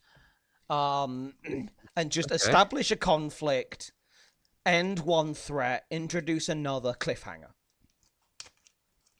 And then you start like in a sequel introducing other levels and stuff. No, I'm with you with it. That makes sense. That makes sense. I think a key issue with like trying to adapt. I think the core problem is the Backrooms is hard to adapt Yeah. because you can't really. I mean, it's not a concept that's meant to be answered. Yeah, It's meant to it's be just sort of literally looked at. it's non-Euclidean in nature, so making something Euclidean out of that which is inherently non-Euclidean in all its Especially when ways. you're writing characters that have names that are meant to be important, and Yeah. it's just Yeah. quite work. It's just, it's like I've always thought with a good mystery, you should give the audience 50% of the answers at least, and Yes. leave the rest floating. Yeah. But with the Backrooms, it's pretty much all mystery. Hmm. Like it's not meant to be really that understood. But that's Yeah. fine. But that's why I think as a short film, it's absolutely Yeah. phenomenal. Or something like a But found footage style thing. Of like, okay, we're gonna focus on this group of people and their experience in this. this is Dave. He fell through the floor in his office building. Yeah, and you can talk Yeah. about their lives before all of that and how much they miss certain very, very normal things as a kind of juxtaposition. And he found it. Yeah, yeah, and he, yeah, that kind of works. But I think long form, it's not really ideal. The one thing I will say for the movie, I'm really happy it exists as a business entity. However, Uh huh. because it's sort of like remember we saw Iron Lung, remember? Yeah. But it's a case of a first-time filmmaker doing making a huge profit on a movie that wasn't guaranteed to do hugely well. Yes. So it's a big industry upset. So I respect it for Yeah. that. But I don't think it's going to be my kind of movie for enjoyment. But it doesn't have to be. Yeah. So I am happy it exists. Yeah. But the fact that people are annoyed at the movie for too much walking is very funny. Yeah. My critical fumble is also movie related, but it's less a critical fumble and more a prediction of a future critical fumble. If that makes sense. Oh, It's a critical fumble yeah. of Christmas future. Probably. So you know that the sorry, I'm starting to lose my voice. You know the new Minecraft movie got announced. no, I do. Yeah, Minecraft Squared. Because of course. You know what? I don't hate that title. That's kind of good. And already memes are pouring in. You know the 1,000-yard stare, but it's cinema staff. Well, Of just I oh can see no, chicken jockey! Ah! Why is there a chicken in the cinema? So I am predicting, that while the movie will be okay, I don't think it'll be good. I think it'll be okay. I am predicting that there are going to be so many examples of critical fumbles or critical stupid moments as a result of that movie being screened in cinemas. Well, the trailer hasn't dropped yet, so the new meme line hasn't been revealed yet. Yeah, true. Ender Dragon. Yeah, you might be right on that. Oh. So yeah, that's my critical fumble for the future. Mark this space, people. Whilst we move on to our homebrew of the week. Oh, this will be fun. I'm looking forward to this one. I noticed when going through my previous ones, I've accidentally developed a theme. Oh no! When it comes to look outside stuff, I stick to the general formula of like punny names. And both of them so far have been food based. And this one is no different at all. So I was thinking of like you've done quite a bit to cement like the idea of what if the whole look outside scenario happened in England. Yeah. And I really, well, no pun intended, rolled with it. I thought, what is a very English sport that you don't see anywhere else? Oh, and I thought, oh, cheese rolling. I mean, I'm not wrong. That's true. And because based on the punny name, like they changed a cheese wheel. What if it became alive was a cheese reel? Cheese reel. Yep. It's a living wheel of cheese. Which in the universe of Look Outside has become a sort of sentient sort of beast creature. There's a species all of its own. Wow. They roll around the hills of England. There are plenty of them, so they can. That's pretty free form. It's just a herd of cheese wheels. But they also have legs, like 4 legs, but they can sort of like tuck them in and roll real fast, I guess. I love the idea. I'm now thinking about it of like, okay, most of rural England has been turned into cursed because they looked outside. But nothing has really changed because rural England was just weird that way anyway. So just imagining this like farmer who's like become part tractor, like tractor serpent, like centipede thing. It's like, honey, the cheese wheels aren't coming back. You're gonna have to send out the dog sheep. Yes, honey. And his wife's a chair, of course. Dog sheep. And it's just like they've just rolled with it. They're just like, this is fine. Weirder things have happened in East Anglia. The dog sheep chased itself. Yeah, well, herd itself. It's true to herd itself and these cheese wheels. I like to imagine the cheese reels were they are now just a creature that exists. You can scrape off the rind in the same way you can get little bits of wool from the sheep. There's if you dig up too much cheese, like fleshy, like almost like weirdly fleshy cheese underneath. But you can scrape off enough cheese to sustainably farm them, and it grows back because weird. Yeah, if you can keep them in one place, that's kind of the difficult bit. You have to placate them with milk. I didn't think about that bit. No, but the one of the things the funniest bit about it was I have this idea of the cheese wheels can sense flavor.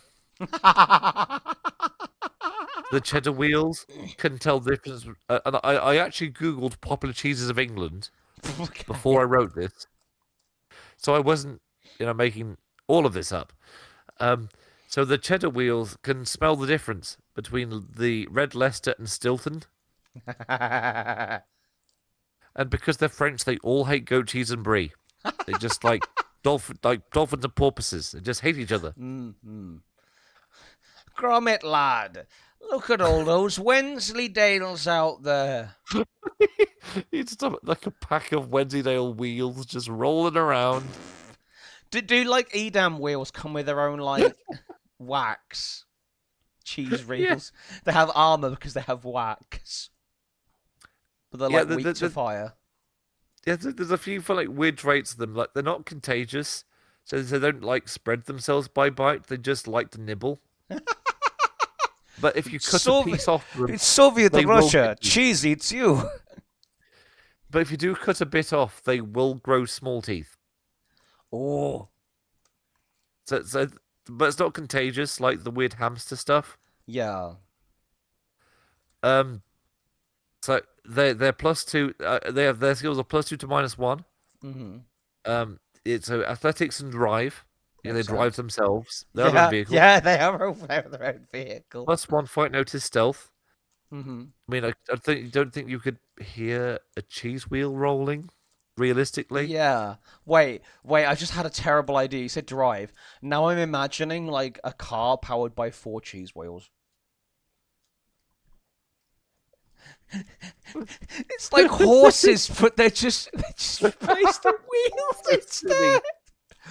I love him. I love it. The +0's resources, aka themselves, and will. And they are not very good at lying, or empathy, or history, or law. The cheese wheels. What do you expect? What do you want from me? Yeah. They have a stunt point, which can be used for rollout. So they move into range and attack a target. Uh-huh. They combine their drive and athletics rolls for this attack. Ah, nice. If they miss, they keep going an additional 2 fudge dice rolls worth of movement. Take damage if they hit something. That's so good. Or the other one, tantalizing smell. The cheese wheel emanates a tempting cheesy smell.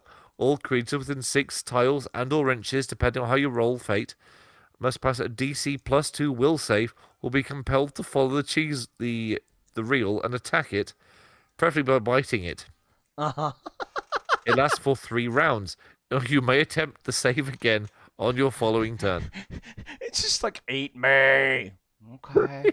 They just run off. It's just like, ideally, like down a hill, so you're just hurling yourself down a hill like an actual cheese wheel race. Wow. That is so funny. Just like one small detail to add to this. You know, like the trouble this beastie's got in the fate system is gotta go fast. It feels really awkward if it stays still. It's gotta move. I am wheel, therefore I must. Exactly. Oh, I love Yeah, so this what thing. have you got for this? So, I went almost Kingdom Heartsy in this in a way.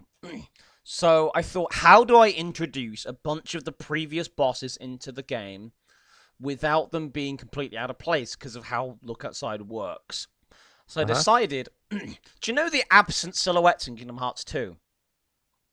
Yes. I kind of came with something similar to that. So throughout the local area are several strange shadows, seemingly cast by nothing. Windows and other light sources project reflections of oddly familiar enemies. When inspected, the party is transported to a non-Euclidean space reminiscent of a powerful foe's lair.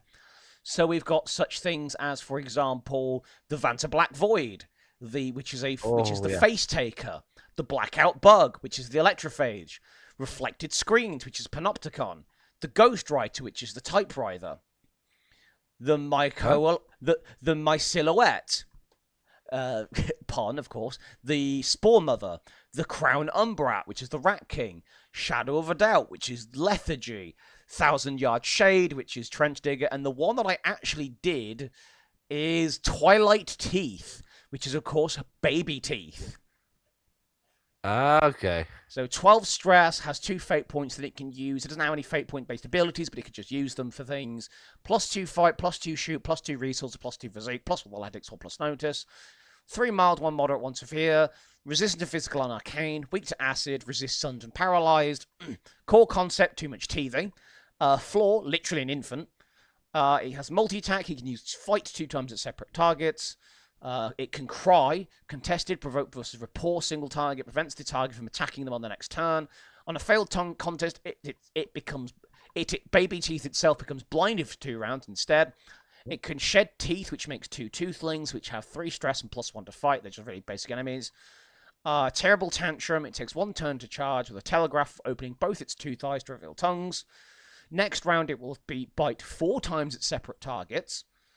If possible. Okay. On a hit, inflict bleed. And I gave it some abilities it didn't have in-game, just to make it a bit more interesting.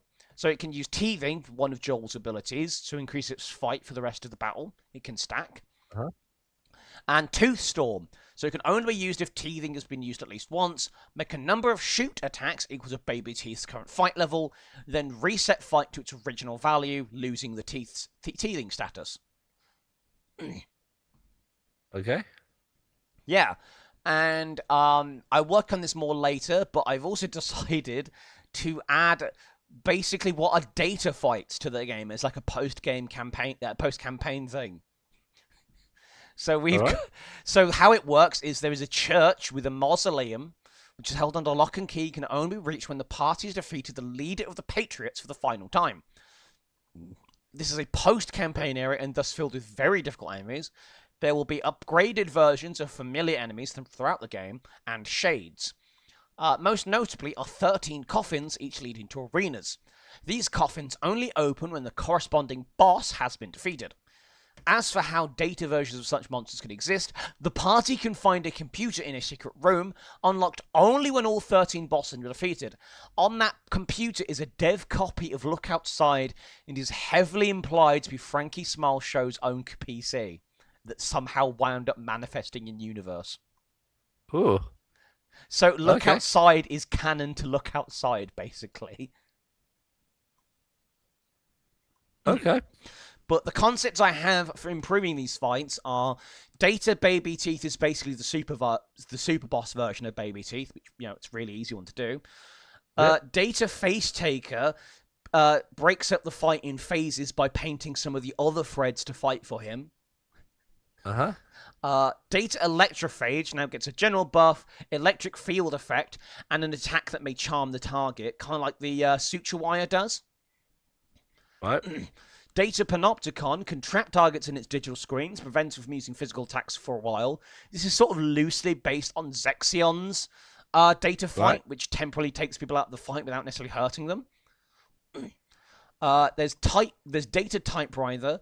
They will predict attacks before they happen, so they will always go last. So basically, everyone declares attacks initially as they would, but Typewriter acts as if it knew what you were going to do.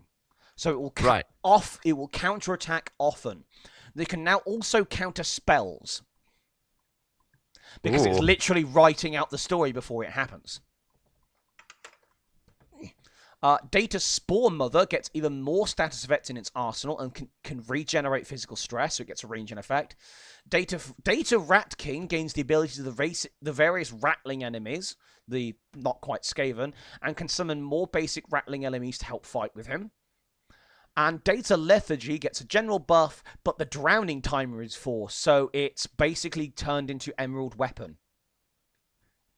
Okay.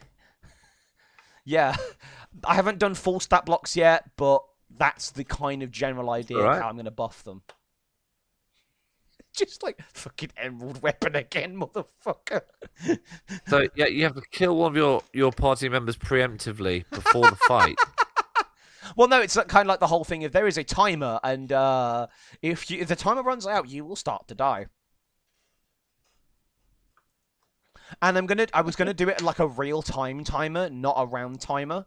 So it's like, you better hurry up and figure out what you're gonna do with your turn. You've got 10 minutes. What do you mean in No, what, like 10 you minutes? just produce like an hourglass. Just plonk it into the table. And then like, as a minute, as you get to like a minute, you start putting like some like alarm music. Oh no! And then you play like every minute you play an additional layer of different, like in a different key. So it's really disheartening. And then when the timer runs out, I just start playing the Sonic drowning music. That was the. But on top of all the rest, though. Yeah. But that's what I got for this week. I will work on this probably more as big project stuff because I really like this concept because it allows people to face some of the iconic bosses. I went for the more story relevant bosses, so the ones that protect the the various offerings, and of course Electrophage because you literally can't progress through a lot of the game because of the blackout if you don't get rid of it, and Spore Mother and stuff. And the Rat King is kind of a massive part of the game as well, so I figure that makes sense. It's like some of these are avoidable, but like these are the ones you generally fight in a run. But I don't want to add any more because I want to add some of the bosses, the original bosses from this as well, and the data fights because I want to add it up to 13. But so I figured about a good amount. That's a good amount. So I think we'll move on to our closing thoughts. Oh, the wheel, though. Oh, yes, the wheel, of course. I always forget the wheel. Well, I've added a few to this one because it would be appropriate. Okay, there we are. Save that. So, what we have on the wheel is multi-tool, fear and hunger, glass cannon, insectoid, D-tier villain. Nice. Obscure sports. Okay.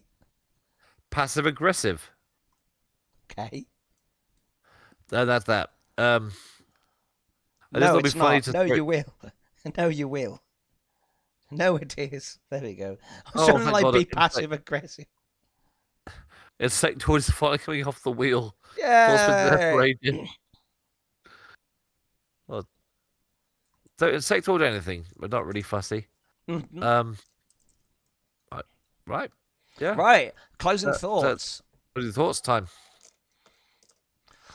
Oh, I'm going to bed. Yeah, same. I've been really busy today, and my brain is kind of fried. So I think I'm going to take a very chill week next week, hopefully, if I'm allowed to. Sleep the whole week.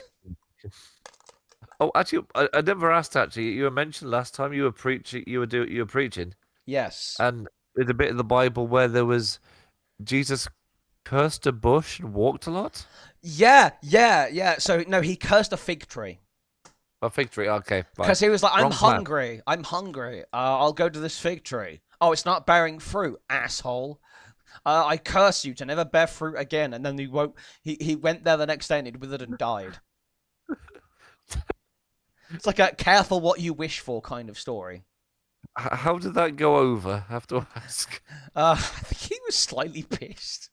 It's like, bro, what the fuck? I mean, like in the church. How did that go? Oh, so what was I talking about that with? No, people were like, yeah, that makes sense. Yeah, it's like, be careful what you like pray for, kind of thing. Yeah, but there's only a passing note of like, we should be angry about injustice, but also like, be careful what you wish for. Yes, this thing might be bad now, but what precedes it might be worse.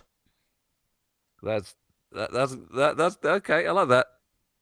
Because I'm wondering how do you spin such like a pretty sort of middle of nowhere passage of the Bible into something useful?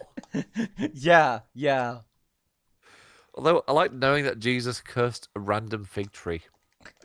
Brilliant, isn't it? It's just like my guy has a sense of humor. I guess he does. I mean, I suppose you'd be pretty annoyed too if, like, you were coming to the last of days of your life. You'd probably be pretty irritable as well. You'd want one thing to go right. This fig tree has no fruit. Shaking my head, Dad, I'm upset. What's the matter, son? I want to eat figs, but there's no figs on this tree. What? I'll curse the tree. That'll sort me out. Is that like the divine equivalent of like kicking an inanimate object when you stub your toe on it? Yeah. Dick. So I just want to know how that saga ended because that was so fun. It's an interesting thing. Suppose only the closing thought is my next charity anything is 3rd of June, couple of hours in Solihull, so it's pretty low brow. I mean, Hey. Pride's gone. Pride's been and gone. Today's been and gone. He's down to the little leagues now. You know what? I feel like I started on the little lead, so I don't knock it. Fairs. I mean, without little leagues, the big leagues wouldn't mean anything. This is true. That's what makes them special. That's been something I've wanted to do a little while. This might be a long-term thing, but I'd love to do like a Yu-Gi-Oh. This might require a few people's help on this, but a Yu-Gi-Oh tournament at Geek Retreat, where the entire premise is we use the rules of Forbidden Memories. Yeah. Because it'd be really, and I will deliberately not take part because I know how those rules work. Yeah. I want to see new Yu-Gi-Oh players figure out how these work in real time. It'll be for a charitable cause, so it'll be like, it's you lose whatever. It's funny. And the winner, if just to make could win like a terrible basic card. To replicate the actual RNG. Oh, you know what what we could do is we could ask for permission, find some help or whatever. So the winner of each match gets a basic card as you would from a random pool. Yes, absolutely. But the winner of the whole thing gets a giant version of a terrible card, which is a specific one.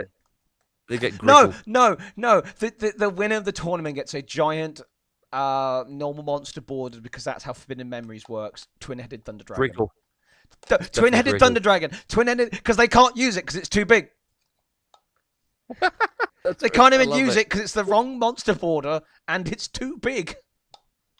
I think it'll be fun. I think it'll be a fun. Yeah, that's been on my mind a while. It'll be a fun charity thing to do. Because my logic is, if none of the players know the rules from the get-go, yeah, it's actually kind of level. But that for me is the fun. Like, remember, we went to NQ64 that one time. Yeah, I just thought maybe Bloody Raw might be fun. And none of us had a half a clue how to play it, but it's going to be all right. Yeah, it's like, I don't know how any of this works. Yep, that's how I want to replicate. How do these transformations work? Yeah, that's right. Yeah, I want to replicate that in Yu-Gi-Oh form. Yeah, I think what you'd have to do is a cube format, so you have the full card pool, etc. Yeah. Like, I would say, only go for the possible card pool from the starting decks. So we're starting with the bottom of the barrel here. Yeah, it's have some weird restrictions on it though. Like no card with attack of 1,300 or higher. Well, no, that's the beauty of the cube because you just don't put those cards in. To the into the card pool, and so no one, because that's the other thing as well. No one knows what deck they're gonna get, basically. But the rules are you get either Dark Hole or Raigeki.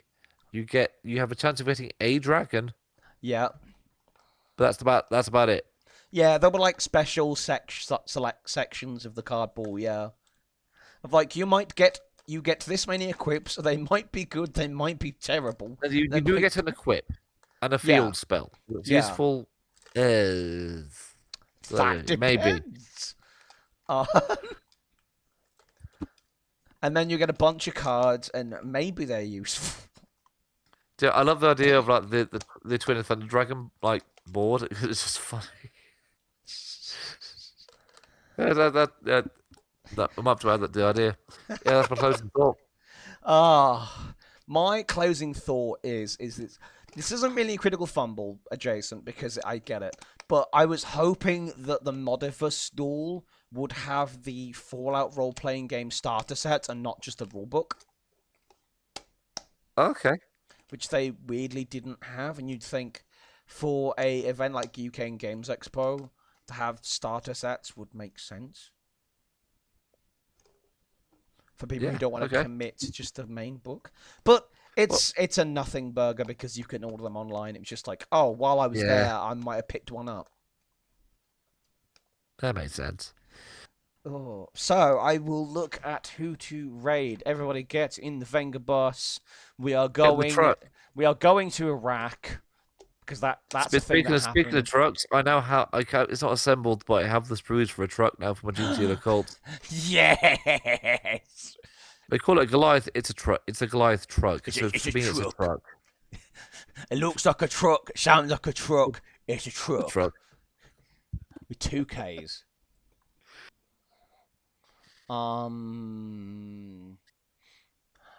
So Melancholy is playing Alan Wake 2, but the preview image is just a bunch of trees, and I thought it was a Skyrim intro. I can't believe that. There's My Little Alien is I'm Little Alien's playing Core Keeper. Joel is live. Scooby Doo, creepy run. No, we don't have a lot of viewers, so I don't tend to raid big channels with a few viewers because I feel kind of awkward about it. So we will raid Robert Prime, who is doing something a little bit more adjacent. He is playing Morrowind. Yes. Because I love Morrowind. We love Morrowind because we love not hitting things ever. We love jank on this channel. we love jank. Can you imagine someone recreating Morrowind on Virtual Paradise? Don't give me ideas. Just try it. That would be like kind of a relatively easy conversion as well. Just really, really weird. You know, if Delta Worlds allows you to save objects, then yeah, it can theoretically replicate some of Morrowind. Like the main city of Morrowind, what's it called? Yeah, Strosmagai or whatever. I mean, like, it's got orcs and stuff. It's theoretically possible. Yeah. So, I guess we are leaving. So, thank you guys for tuning in. Thank you. We are going to be back hopefully next week. And yeah, see you guys soon. Remember to stay goosed. And this has been Katie Jackson Byzantian Dev with the Byzantian Brewscast UK Games Expo Special 2026. Oh, I need wet in my throat badly. See you next week. Yeah, good night, sleep. It's a Sunday. Yeah. Happy Marvelous Sunday, everyone. It's the most marvelous Sunday of the year.